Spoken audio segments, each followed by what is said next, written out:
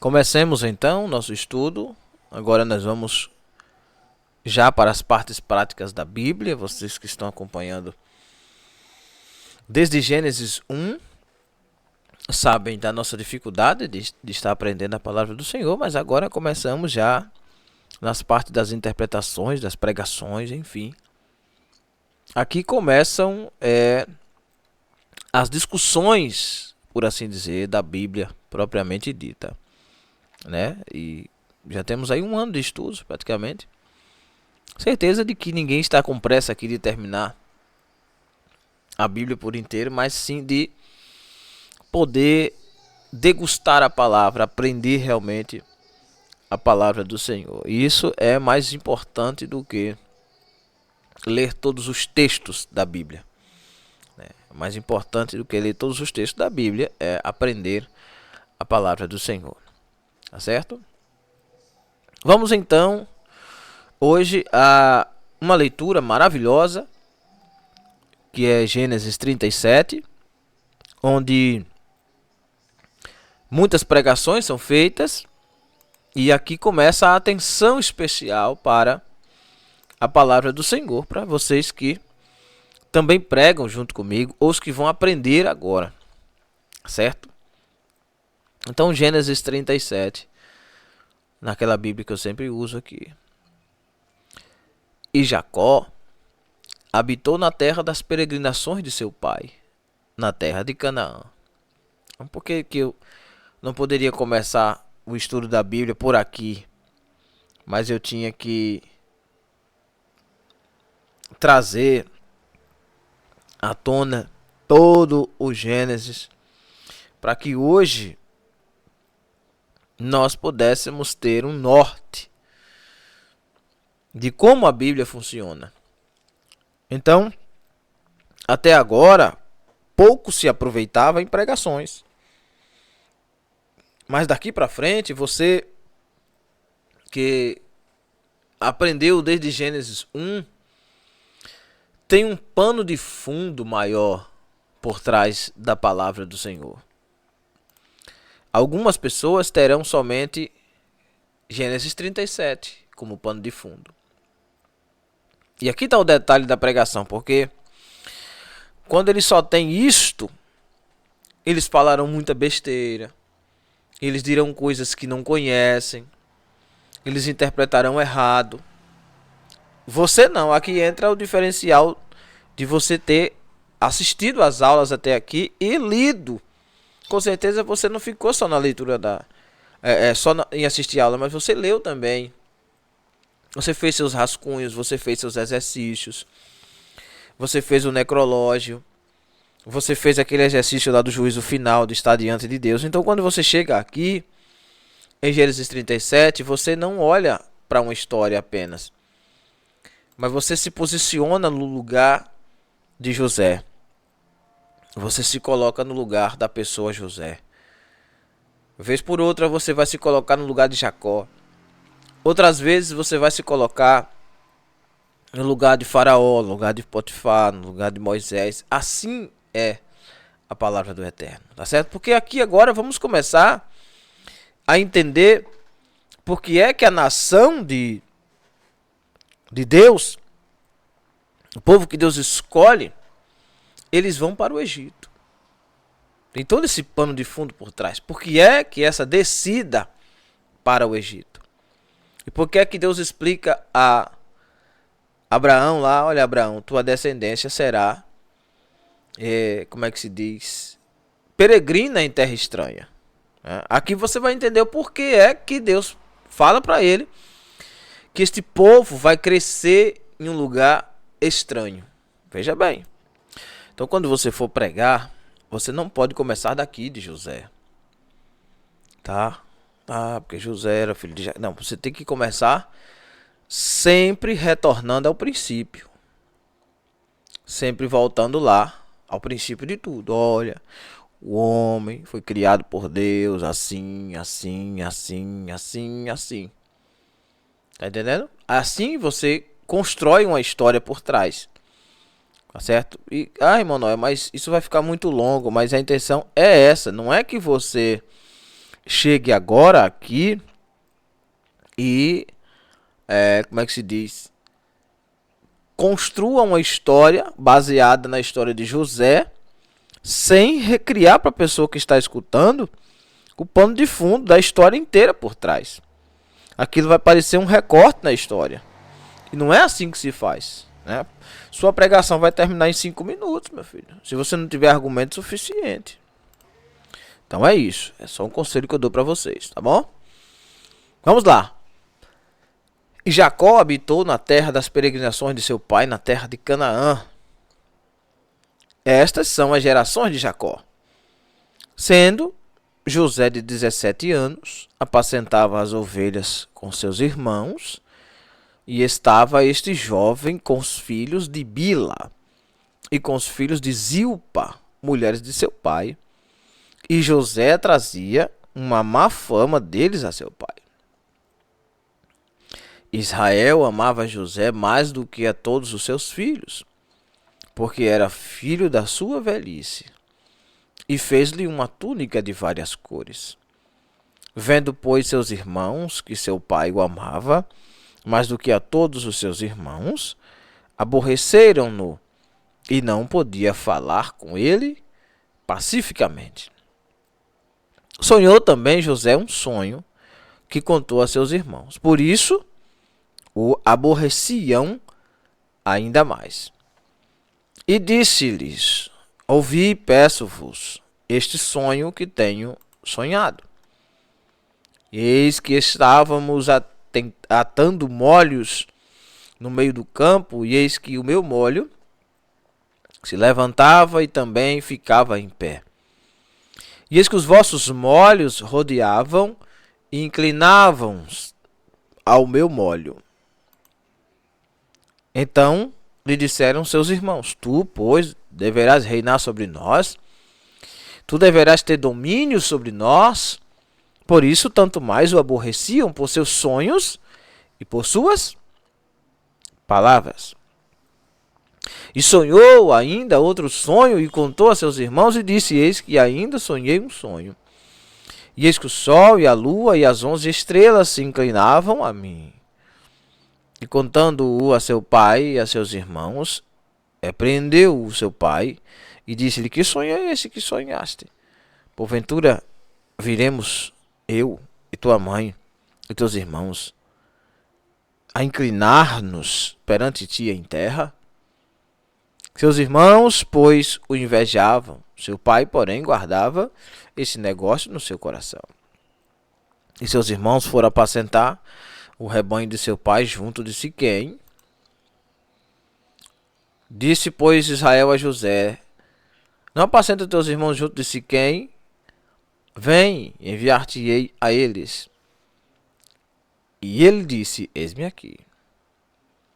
E ele disse: ora, vai e vê como estão teus irmãos e como está o rebanho, e traze-me resposta. Assim, o enviou do vale de Hebrom, e José veio a Siquém.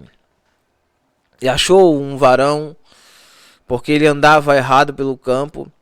E perguntou-lhe o varão, dizendo: que procuras? E ele disse: procuro meus irmãos, dize-me, peço-te, onde eles apacentam.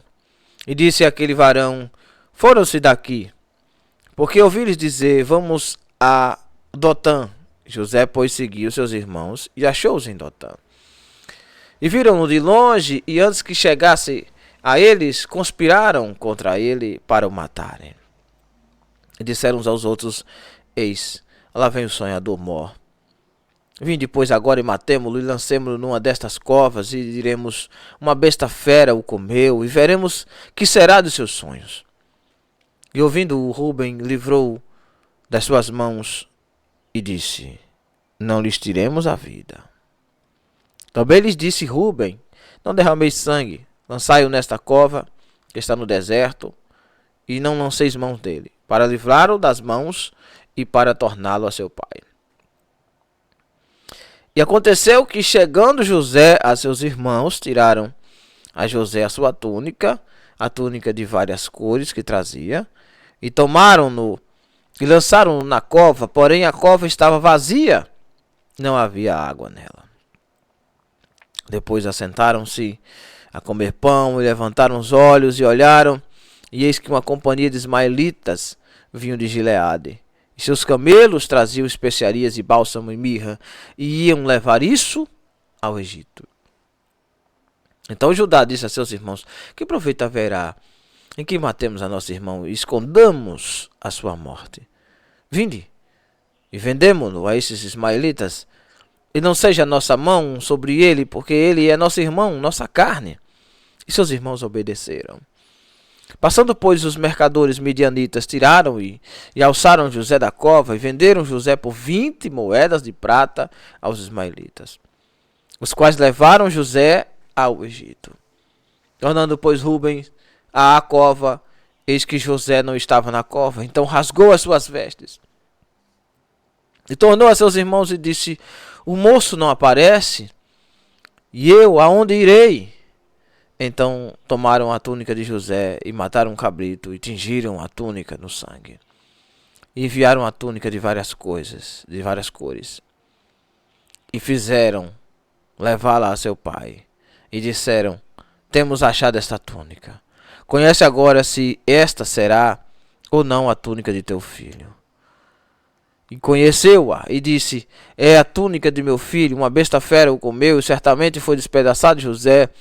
Então Jacó rasgou suas vestes e pôs pano de saco sobre os seus lombos. E lamentou a seu filho muitos dias. E levantaram-se todos os seus filhos e todas as suas filhas para o consolarem. Recusou, porém, ser consolado e disse: na verdade, com choro hei de descer ao meu filho até a sepultura. Assim o chorou seu pai. E os midianitas venderam-no no Egito a Potifar, eunuco de Faraó, capitão da guarda.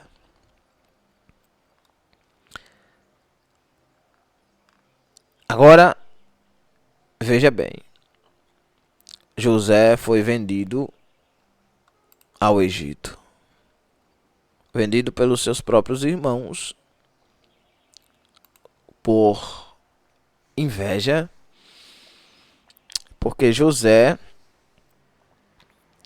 teve alguns sonhos revelativos que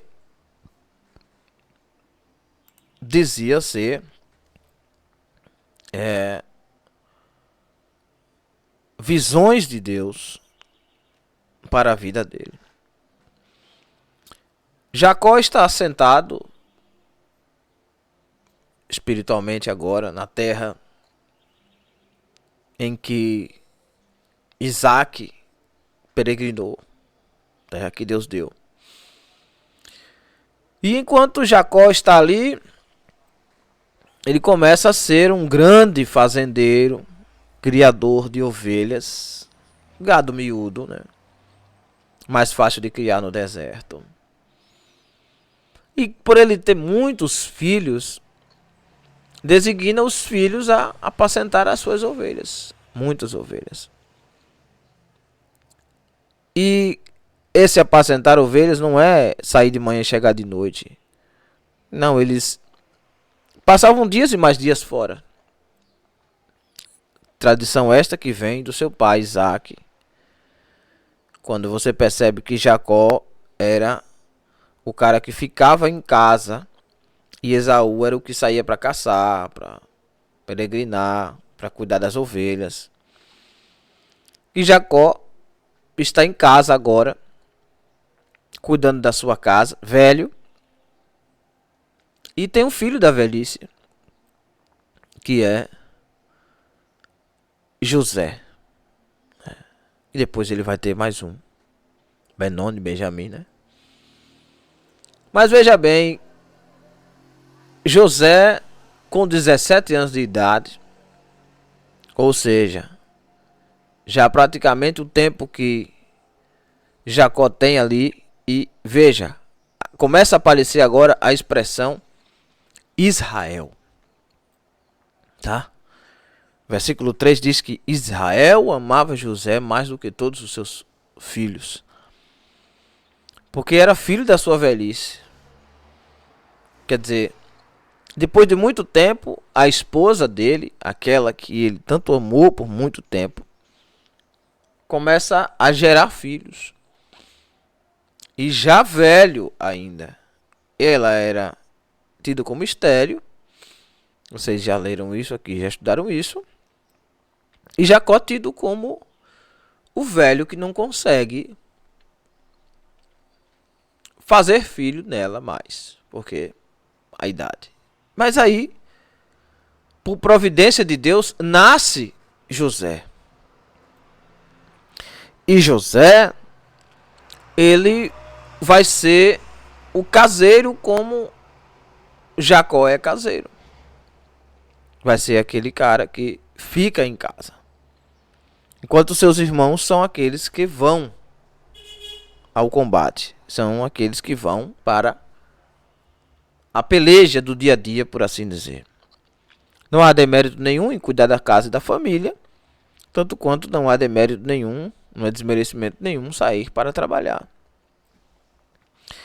Mas veja que os filhos de José, os mais velhos, eles não gostam os filhos de Jacó, os mais velhos, não gostam do seu irmão José pelo fato de que, diz o versículo 3, Israel amava a José mais do que os outros. E o motivo também está escrito aí. Então, você vai pregar, não fica inventando história. O motivo está aí. Porque era filho da sua velhice. Não tem outra conversa. Israel amava mais José porque é o filho mais novo. E foi filho feito na época em que ele não podia ter filho. Então, é um milagre para ele José estar vivo. É um milagre para ele José estar vivo. Então, ele é grato por isto. A Deus por isto e ama mais do que aos outros filhos que ele tem. Bom, acontece que o pai não pode fazer isso, beneficiar uns e os outros ficarem para trás. Mas devemos entender que o judeu ele ama diferente de nós brasileiros, portugueses, por assim dizer. Porque o judeu ele ama pela convivência. Não é amar à toa. Não é só olhar e começar a amar.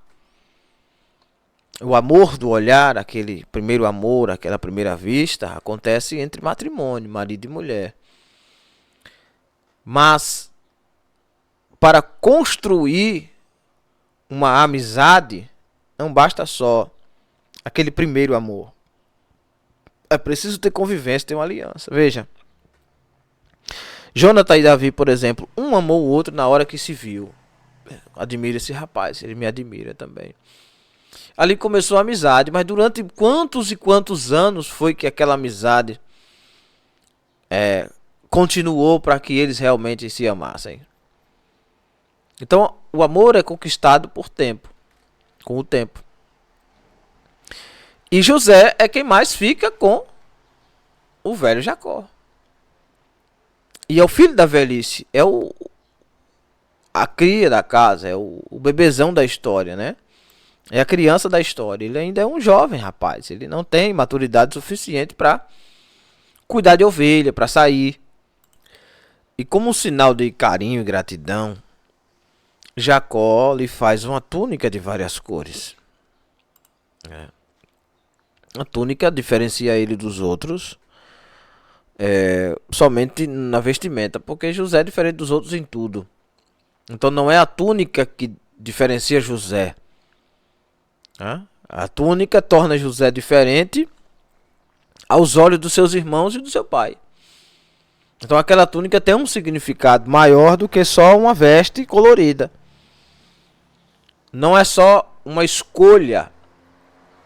Mas você não vê dizer que Jacó deu túnica aos outros irmãos, aos outros filhos dele. Só vê dizer que José teve essa túnica. E aí, levemos em consideração o seguinte. Os irmãos de José têm um caráter duvidoso. Eles não são servos de verdade do seu pai. A fama deles é ruim. José trazia má fama aos irmãos. José denunciava aos irmãos os erros deles. E Mas veja que no versículo 4 diz que os irmãos, vendo isto, que o pai amava mais a ele do que aos outros, já não conseguiam mais ter uma amizade entre eles. Não podia conversar com ele pacificamente. Não havia paz neles. Quer dizer, o próprio pai, pelo mesmo erro que a mãe fez, e aqui eu não posso passar a mão na cabeça de Jacó, que quem errou foi Jacó. A mãe fez isso com ele, e ele aprendeu com a mãe. Mas ele se esqueceu do problema que deu a mãe dele beneficiar ele e não beneficiar Esaú. Vocês sabem da história. Nós já lemos a história de Jacó aqui e Esaú. Relembra aí como é que foi. Lembra? Isaac tem Esaú e tem Jacó. A mãe olha para Jacó e diz: olha, Jacó, você vai ser o cara que vai passar à frente. E ela sempre passa a mão na cabeça de Jacó, sempre beneficiando Jacó e Esaú ficando para trás. Acabou no final Esaú ficando com tudo e ele tendo que fugir de casa e voltar agora a peregrinar. Mas Esaú tá lá no tempo dele, na tribo dele, né? Ganhando território, crescendo, subindo e tal. Cria-se uma nação amargurada de espírito. E, diga-se de passagem, agora envolve-se também a geração do erro do seu avô Abraão. Porque os ismaelitas que José será vendido para eles, comerciantes do Egito, são os filhos de Ismael, que vem a ser o filho de Abraão, certo? Que é tio, primo, parente de Jacó. Então, são os co-irmãos que vão comprar José das mãos da sua família e vão vender a um povo estranho. Veja, as famílias. Mas no erro de Abraão nasce Ismael, que não era para Ismael nascer antes de Isaac. Se viesse nascer depois é outra história. Era só para ter Isaac. No erro da mãe de Isaac, há um tumulto entre Jacó e Esaú. E agora no erro de Jacó em beneficiar José, essa proteção demais, proteger demais, acabou prejudicando a conduta de José de ser beneficiado fisicamente, espiritualmente. Porque o plano de Deus não é que eles vão para o Egito desta forma. Não é esse. O plano de Deus é o seguinte. No sonho que José tem, agora presta atenção. Essa história de pregações erradas, sem contextos, que fica dizendo: não conte seu sonho para ninguém. Você não pode contar seu sonho para os irmãos. Você não pode contar seu sonho para os irmãos. Eu digo: tem que contar o sonho para quê? Para Satanás, é? Não tem nada de errado em você chegar para alguém e dizer: olha, eu tenho um sonho em ser o melhor pregador do mundo. O que vão fazer contra você? Lhe matar? De dizer que não? E daí? Se disserem que não, você não vai conseguir. Grande coisa dizer isso. Você vai desistir por isso? Então você não quer ser o melhor pregador do mundo. Então não é desse sonho que nós estamos falando. Eu quero ser. Eu tenho um sonho de ser um empresário. Aí eu contei minha ideia para alguém e alguém roubou minha ideia. Bom, mas aí você não contou seu sonho. Não foi o sonho que deu problema. O que deu problema aí foi você ter contado a ideia para chegar até o sonho. E Deus não dá a ideia a José. Presta atenção. O que Deus dá para José é o vislumbre do final da história. Deus não dá o mapa. Deus não dá a ideia como vai ser feito. Deus mostra José em pé e todos os feixes deitados, e ele em pé e o sol e a lua se curvando. Deus não dá o mapa. Deus dá o vislumbre da vitória. Então, se você contou para alguém o mapa, que alguém foi e tomou sua história, burro é você, porque já aconteceu comigo. Um dia eu estava morando num lugar e eu tive uma ideia. Tive aquela ideia, rapaz, se eu fizer isso aqui, vai dar dinheiro. E eu vou sair dessa peleja que eu tô, dessa pendenga. Eu tava morando na casa dos outros, quando meu pai morreu. E eu tive uma ideia. Aí, tinha um cidadão que dizia-se ser meu amigo. Assim que eu terminei de contar a ideia, o cara foi lá, tomou dinheiro emprestado no banco, ele tinha condições de fazer isso, e criou a ideia, e fez e deu certo. E eu fiquei com a cara de tacho. Não tinha nada autenticado, não tinha patente, a ideia não era minha, eu só tive aquela. Quer dizer, o problema foi o sonho? Não. O problema foi que eu contei os detalhes para chegar até aquele sonho. Então, não é isso, não é desse tipo de sonho que nós estamos falando. O sonho aqui é uma visão que Deus dá a José. É uma visão. Isso aqui é algo espiritual, não tem a ver com algo físico. É algo que vai acontecer. Ele não sabe como, e tanto ele não sabe como que ele vai pedir ajuda para os irmãos interpretarem o sonho. Os irmãos são mais velhos, entendem de sonho. O pai é velho. O pai é um dos primeiros sonhadores da Bíblia. Lembra que ele sonha com esse cara de Betel? Deus aparece, mostra para ele, conversa com ele, ele vê os anjos subindo e descendo, enfim.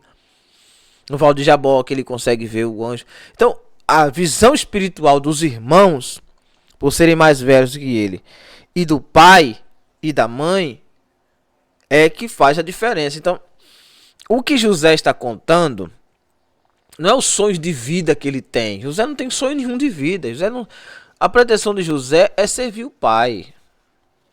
Não é pensar no futuro, não é saber o que vai acontecer. Não, eu estou aqui sonhando em ser dono do Egito, rei do Egito, príncipe do Egito. E aí eu contei para os meus irmãos, e aí deu errado, porque eu contei para meus irmãos. Não é isso, pelo contrário. Depois que ele conta para os irmãos, é que a história começa a dar certo. Porque Deus não disse para ele como ele chegaria no Egito. Deus não disse para ele o que era estar de pé e os outros se curvando. Deus não disse para ele quantos anos demoraria para ele estar de pé e os outros se curvando. Mas quando ele conta e ele pede interpretação, na hora os irmãos interpretam e dizem assim: peraí, feixes é coisa que foi colhida. Molhos é uma coisa que foi cortada. Quer dizer que você tem um molho, você vai colher. Nós também colheremos.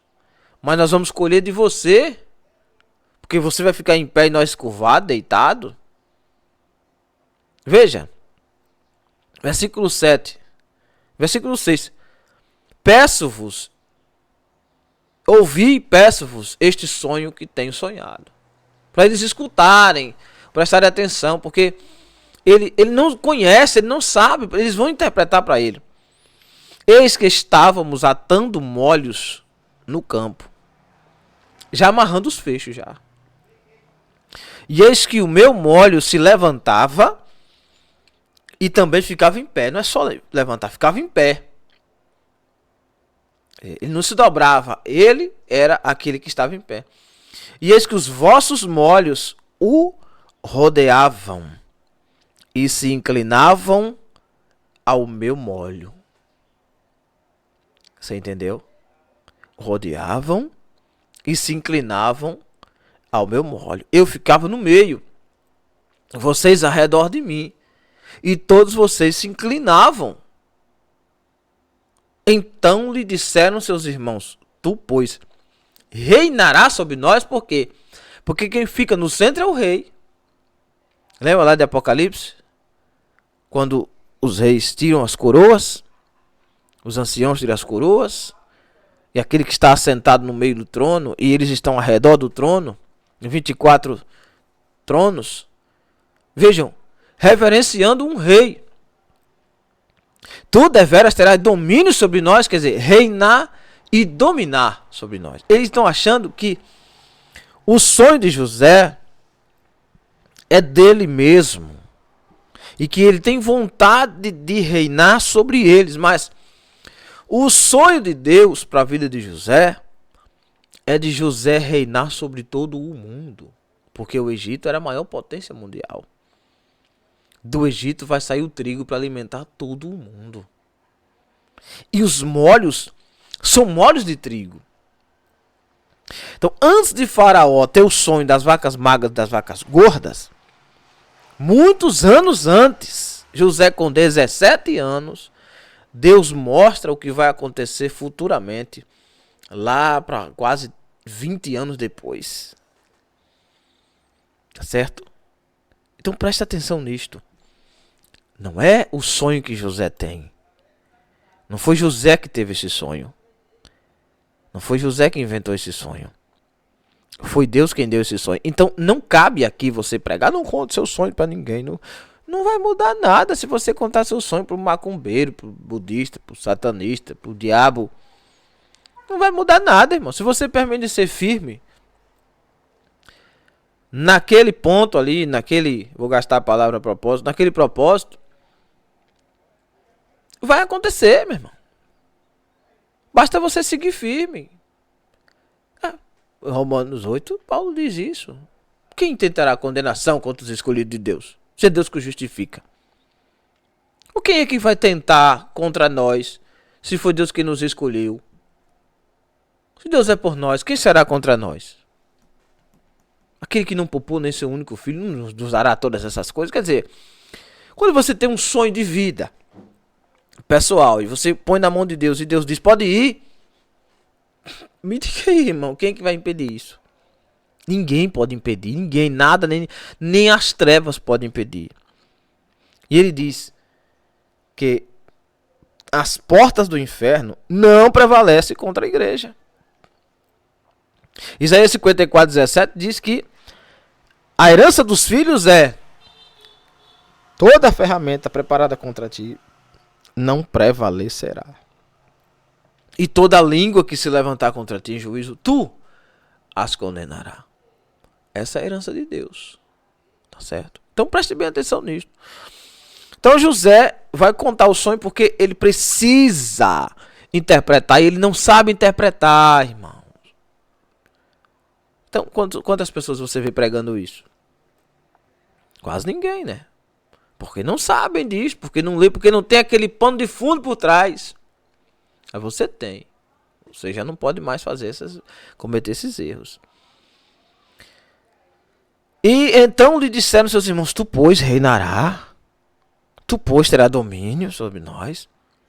Por isso, tanto mais o aborreciam por seus sonhos e por suas palavras. Quer dizer, agora foi que ficou pior. Mas ele vai ter outro sonho, né? E sonhou ainda outro sonho, versículo 9. E contou a seus irmãos e disse. Não contou para os pais. Os pais estavam fora naquele momento. Ele conta para os irmãos. No versículo 10 ele vai contar ao pai e aos irmãos. Viu? Ele conta, sonhou em todo o sonho e contou a seus irmãos. Pronto, contou. E eis que ainda sonhei um sonho, e eis que o sol e a lua e as 12 estrelas se davam a mim. E contando a seu pai e a seus irmãos, quer dizer, ele já vai contar para todo mundo. Quer dizer, ele estava insistindo para entender. Várias vezes ele contando aquele sonho, contando aquele sonho, contando aquele sonho. É um menino tentando entender o que vai acontecer. Repreendeu o seu pai e disse-lhe: Que sonho é este que sonhaste? Porventura viremos eu e tua mãe e teus irmãos a inclinar-nos perante ti em terra? Porque agora o pai tem a revelação profunda de que José está falando sobre um reino. E de que ele vai ser um rei, um governador, algo desse tipo. Mas José ainda não sabe, mas Jacó, o velho Israel já interpretou assim. E a pergunta é, peraí, meu filho, calma aí. Como é que vai acontecer isso? Por quê? Porque há uma hierarquia na casa. Digamos que alguém fosse ser ungido, como foi Davi. Então, por onde começava? Eliabe, Abinadab, Samar e mais 4. Até chegar em Davi, que é o último. O 7º irmão é Davi. E veja que começa pelo mais velho. Mas aqui o camarada chegando mais velho, né? E depois de chegar no mais velho, o que é que ele faz? Ele diz, olha, todos vocês vão estar ao redor de mim, do maior ao menor, e vão se dobrar. Mas, pô, peraí, calma aí. Você é o mais novo? Passar por tudo isso? E aqueles guardam no coração. E os irmãos invejavam, versículo 11, mas o pai guardava aquilo no coração. Isso é próprio de uma revelação divina. Quando não se entender, guarda no coração. Não fica tentando insistir com aquilo, nem duvidar daquilo. O pai guardou. Maria, quando escuta Simeão dizer assim, este menino será para a queda e elevação de muitos. E uma lança o transpassará. E por causa de a lança transpassar o coração dele, muitos corações serão convertidos ao Senhor. Maria guardou aquilo no coração. O cara acabou de dizer que meu filho vai morrer, mas o menino nos braços, acabou de nascer. Tá colocando o nome ainda, ele já vai morrer. Então, para vocês entenderem que quando se escuta uma revelação que você não entende, você guarda este negócio no seu coração. Tá? E esta palavra, eu estou com saudade dessa palavra nas pregações. Negócio. Esse negócio. Negócio não vem de negociar. Tá? Essa palavra negócio aqui vem de negociação. Conversa, troca de diálogo. Quer dizer, eu vou guardar isso que eu acabei de dialogar, de conversar, eu vou guardar. Porque eu não estou entendendo, mas eu vou esperar para ver. Os irmãos estão compreendendo? Amém ou não amém? E aí os irmãos agora vão apacentar o rebanho do pai. E enquanto os irmãos estão apacentando, o pai, que já deu uma túnica para ele, depois de todos esses sonhos, ele manda José ir saber como os irmãos estão. Como foi a história de Davi. Que Jessé mandava ver como os irmãos estavam. Ele não tem idade ainda para apacentar, não tem idade para guerra, não tem idade para isso, não tem idade para aquilo. Mas ele é trabalhador. E ele é aquele que vai saber como os irmãos estão. Os irmãos não precisam de comida porque não estão em guerra como os irmãos de Davi, né? Eles têm ovelhas, eles estão acampados, eles não estão ao relento, eles estão acampados. Só que veja, por ironia do destino ou por providência divina, que é o mais certo dizer, ele vai para a terra de Siquém, ali onde Jesus conversa com a samaritana, nas bordas de Jerusalém, de Samaria.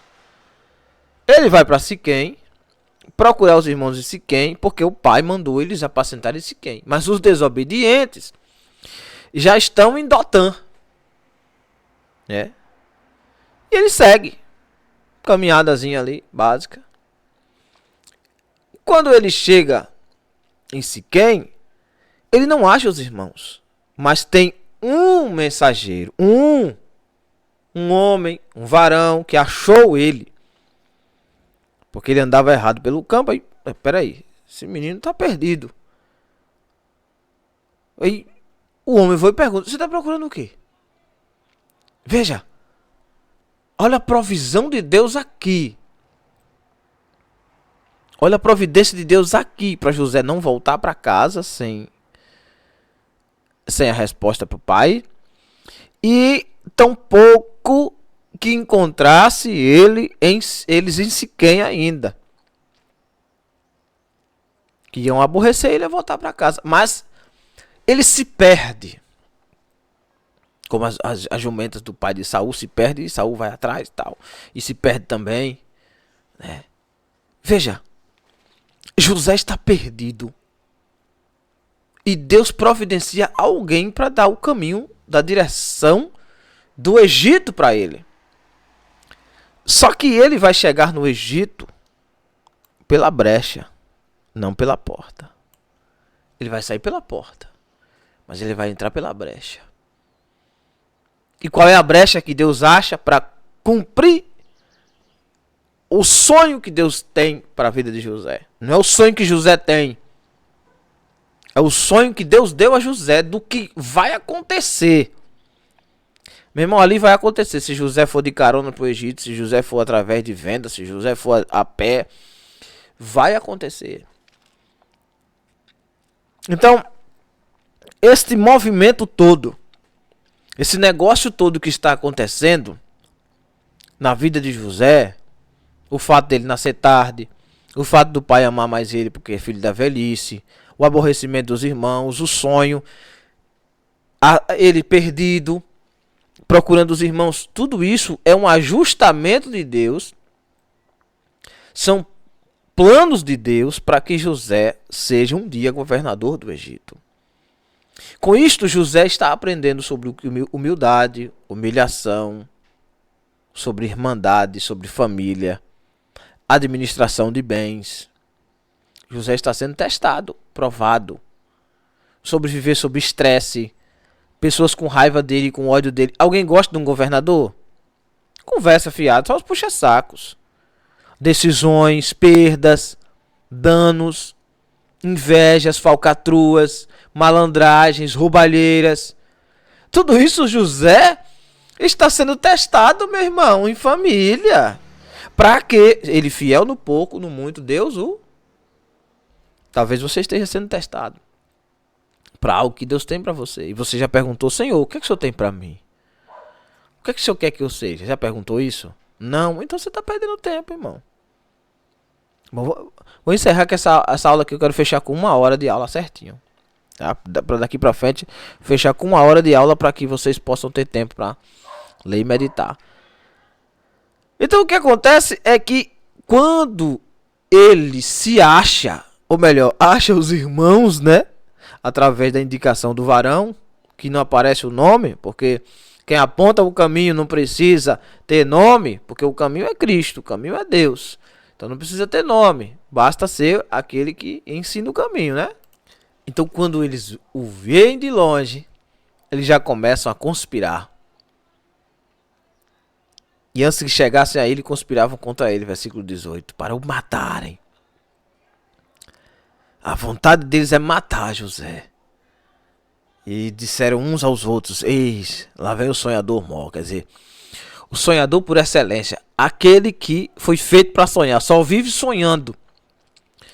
Vim depois agora e matemos, lancemos-nos numa dessas covas e diremos: uma besta fera o comeu e veremos que será de seus sonhos. Quer dizer, deserto cheio de covas, cheio de cisternas, onde as pessoas cavam para ver se acha água. Ninguém sabe quem cavou, né? Lá em Dotã, mas essas cisternas estão abertas. Não são aquelas de Isaac lá atrás. As de Isaac ficaram cá na terra de Siquém, na terra do pai dele, que ele não é bobo. O pai dele, do filho dele, Jacó. Jacó está na terra dos pais, né? Onde ele tem poços e tal, enfim.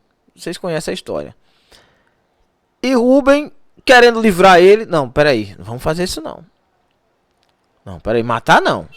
Não tire a vida dele não. E nem vamos derramar o sangue também. né? Isso, ele querendo fazer José voltar para casa vivo, porque ele sabe que o pai não vai suportar, né? Versículo 22, você vê a preocupação de Rúben para livrar ele da mão dos irmãos. Você poderia dizer, mas ele não podia ser enérgico? Poderia, mas ia morrer também, né? Pancada ia quebrar para ele também, né? Então, quando José chega, eles tiram a túnica, aquela túnica de várias cores que ele trazia, que vai identificar ele ao pai quando chegar a túnica em casa, e pegaram ele e jogaram na cova, no caso, para que ele morresse afogado, mas a cova estava vazia. Já é uma providência de Deus para ele não quebrar nenhum osso, nem nada, porque não podia nem ser vendido. Um escravo não podia ser vendido nem se tivesse uma orelha furada, quanto mais, né? Um osso quebrado. Deus já tinha providenciado isso para ele, para que ele agora pudesse ir para o Egito, né? Então, veja que Deus faz tudo certinho. E aparece Judá e tem uma ideia. Jogaram ele na cova e sentaram para comer, né? E continuaram conversando. E de repente, quem vai passando? A companhia de ismaelitas, que vem de Gileade, da terra do seu avô, a terra que o seu avô Abraão conquistou. Que vocês lembram que Isaac foi morar de um lado, Ismael de outro. Então os ismaelitas vêm de casa para o Egito. E eles vêm trazendo especiarias, bálsamo e mirra, que era só coisa rica, coisa de rico. Veja que quando os magos vêm até Jesus, eles trazem ouro, incenso e mirra, né? Então Judá disse a seus irmãos: que proveito haverá que matemos a nosso irmão, escondemos a sua morte? Vamos ganhar o que com isso? Vamos vender para os ismaelitas, né? Versículo 27. Porque é nosso irmão, é nossa carne. E os irmãos obedeceram. Obedeceram por quê? Porque não era porque Judá era mais velho. Obedeceram por causa do lucro financeiro que ia receber, né? Porque se matasse não ia ganhar nada mesmo. Ia ser arrumar confusão à toa. Mas não se engane. Aquela companhia ismaelitas passar por ali foi provisão de Deus naquele momento. Porque José ia morrer. Eles iam matar José, irmãos. Pode ter toda a certeza. Eles iam consumar esse ato.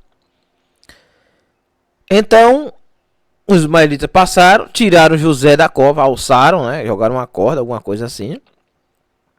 E venderam José por 20 moedas de prata, os ismaelitas. Eu não sei quanto custava isso naquele tempo, também não vou conjecturar, que é coisa do diabo. Mas era muito dinheiro, não era pouca coisa. E aí, tufo de gente, né? Cada um fica com uma ou duas moedas. E era muito dinheiro. Então, quando o Rubem não está no momento, está fazendo alguma coisa. Quando o Rubem volta para a cova, José não estava mais. Aí agora ele entra em desespero, rasga suas vestes. E voltou para os seus irmãos e disse: o moço não aparece. E eu, aonde irei? E agora, o que é que eu vou fazer? O que é que eu faço? Cadê o menino? Cadê? O que aconteceu com José? Veja a preocupação de Rubem agora. Então, tomaram a túnica de José e mataram um cabrito, tingiram a túnica no sangue e enviaram a túnica de várias coisas e fizeram levá-la a seu pai. E disseram: temos achado esta túnica. Conhece agora se esta será ou não a túnica de teu filho. Então eles mandam alguém levar, né? Pelo o fato de falar Rubem aqui, parece ter sido por Rubem que eles mandaram levar a túnica, mas você percebe que fica meio confusa a leitura, não se parece ser ele, às vezes parece, às vezes não. Então, fato é que alguém chegou lá com a túnica do velho e, já sabendo da história, né, implícito ali o sangue, o velho diz: pronto, uma besta fera matou meu filho. E agora é a hora que os irmãos vão voltar para casa. Olha que falsidade. Quando eles voltam para casa, eles vão tentar consolar o velho. E o velho diz: não adianta me consolar. Eu vou chorar até morrer. Vou descer até a sepultura. E os midianitas venderam no Egito a Potifar, eunuco de Faraó, capitão da guarda. Veja, quando fala ismaelitas, midianitas, veja que ele já tinha sido vendido para outro povo. Porque uma caravana comprou o cara e é levado para o Egito pelos ismaelitas e é vendido pelos midianitas. Então, entre si lá, eles fizeram o jogo deles e venderam José para o capitão da guarda. Então, na próxima aula eu vou continuar a história de José, tá? Judá e Tamar vai ficar para trás, porque é assim que você faz, irmão. Quando você já conhece um pouco a Bíblia, você não vai meter outra história pelo meio e fica confusa. Então a gente vai continuar a história de José na próxima aula e depois retornaremos a Judá e Tamar, que é a história cabeluda aí no meio dessa história, desse enredo todo. Certo? Então, espero que vocês tenham ido pegando aí o jeito, né? Aos pouquinhos, para não ter pressa na hora de pregar, explicar somente o que está escrito. Amém? Deus abençoe.